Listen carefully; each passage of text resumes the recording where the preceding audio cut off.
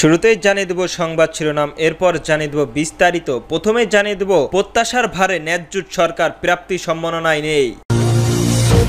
আগেই ভালো ছিলাম দিল্লির বায়না, ব্যারিস্টার সুমন ফুয়াদ বললেন এসব কথা। নির্বাচন বিলম্বিত হলে ফের ফ্যাসিস্টবাদের উত্থান ঘটবে, নজরুল ইসলাম খান। এবং সর্বশেষ জানিয়ে দেব গুলশানের চাঁদাবাজির ঘটনায় ছাত্রনেতা অপুর রিমান্ডে।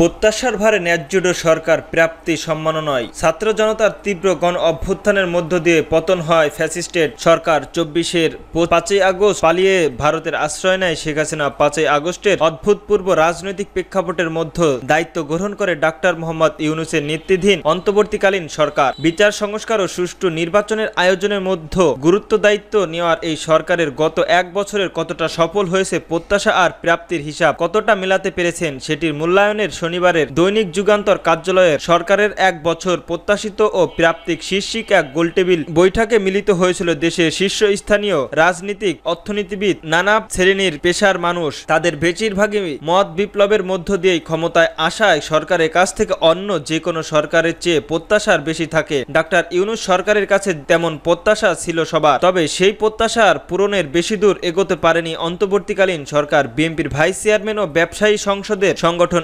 SBIS এর সাবেক সভাপতি আব্দুল আলিয়ার মিন্টু যেমনটি বলেছিলেন, অর্থনৈতিক দিক থেকে এই সরকারের কোনো প্রাপ্তির নেই, বরং অর্থনৈতিক খারাপের দিকে গিয়েছে। এছাড়াও দেশে আইনের শাসন, সামাজিক শৃঙ্খলা, আইন শৃঙ্খলা পরিস্থিতি নিয়েও হতাশার কথা শোনেন তিনি। দেশের বর্তমান অরাজক পরিস্থিতি আগেই ভালো ছিলাম বললেন ব্যারিস্টার ফুয়াদ। আগেই ভালো ছিলাম হচ্ছে কলকাতার দিল্লির বয়ান। যারা এমনটা বলেছেন তারা কখনো দেশকে নিজের মনে করেন না। শনিবার যুগান্তরের কার্যালয়ের আয়োজিত সরকারের এক বছর প্রত্যাশা ও প্রাপ্তির শীর্ষিক গোলটেবিলের বৈঠকে এমন মন্তব্য করেন এবি পার্টির general secretary barrister Asaduzzaman Fuad. July অভ্যুত্থানের আগে এবং পরে দেশের গৃহযুদ্ধ এবং দুর্ভিক্ষের মতো পরিস্থিতি তৈরি হওয়ার সব উপকরণ ছিল, তবে অন্তর্বর্তীকালীন সরকারের দৃঢ়তা তেমনি অনাকাঙ্ক্ষিত কোনো পরিস্থিতির অবতারণ হয়নি। তবু যারা বলেন আগেই ভালো ছিলাম তাদের উদ্দেশ্য করে এবি পার্টির এই নেতা বলেন, আমরা সুইজারল্যান্ড থেকে, উগান্ডা থেকে এসেছি। ব্যাপারটা এমন নয় আমরা উগান্ডা ছিলাম। বর্তমান সরকারের আমলে অর্থনীতি শৃঙ্খলায় ফিরে এসেছে উল্লেখ করে ব্যবসায়ীদের দিকে অভিযোগের আঙ্গুল তুলেছেন ব্যারিস্টার ফুয়াদ। তিনি বলেছেন, ব্যবসায়ীদের কান্নাকাটি করছে, সবসময় চলছে। ব্যবসায়ীরার নেতারা হতাশা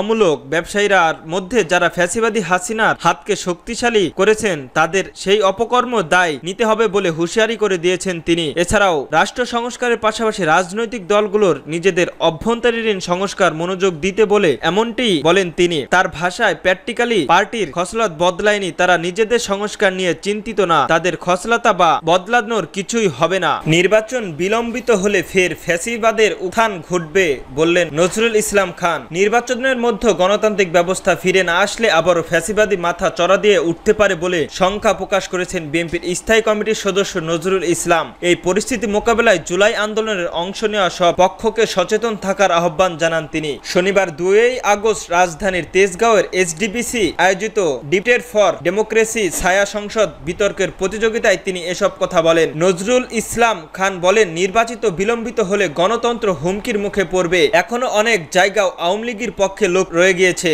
সম্প্রতি নানা ইস্যুতে অন্য দলগুলোর সঙ্গে বিএনপির দূরত্ব তৈরি হচ্ছে কিনা জানতে চাইলে তিনি বলেন, দলগুলোর মধ্যে দূরত্ব থাকবেই, এটা গণতান্ত্রিক সৌন্দর্য। এ সময় আয়োজক সংস্থান চেয়ারম্যান হাসান আহমেদ চৌধুরী কিরণ বলেন, চাঁদাবাজি, মব সন্ত্রাস ও মানুষের মধ্যে আতঙ্ক কাটানোর পাশাপাশি আইনের প্রশাসনের নিশ্চিতে দ্রুত নির্বাচন হওয়া প্রয়োজন। গুলশানের চাঁদাবাজির ঘটনায় ছাত্র নেতার অপুর রিমান্ডে। সাবেক সংসদ সদস্য শাম্মী আহমেদের গুলশানের বাসায় চাঁদাবাজির অভিযোগে গণতান্ত্রিক ছাত্র সংসদের বহিষ্কৃত কেন্দ্রীয় যুগ্ম আহ্বায়ক জানে আমল অপুকে 4 দিনের রিমান্ডে পাঠিয়েছে আদালত। শনিবার বিকেলে ঢাকায় মেট্রোপলিটন ম্যাজিস্ট্রেশন নানজিম আক্তার এই রিমান্ড আদেশ দেন। এই দিন বিকাল 3টার দিকে সাদা প্রাইভেট কারে আসামি অপুকে ঢাকার চিফ মেট্রোপলিটন ম্যাজিস্ট্রেশন আদালতে এনে হাজতখানায় রাখা হয়। এরপর বিকাল 3টা28 তাকে ঢাকা মেট্রোলিয়ান ম্যাজিস্ট্রেট নানজিম আক্তারের আদালতে তোলা হয়। মামলার তদন্তকারী কর্মকর্তা ও গুলশান থানার পুলিশ পরিদর্শক তদন্ত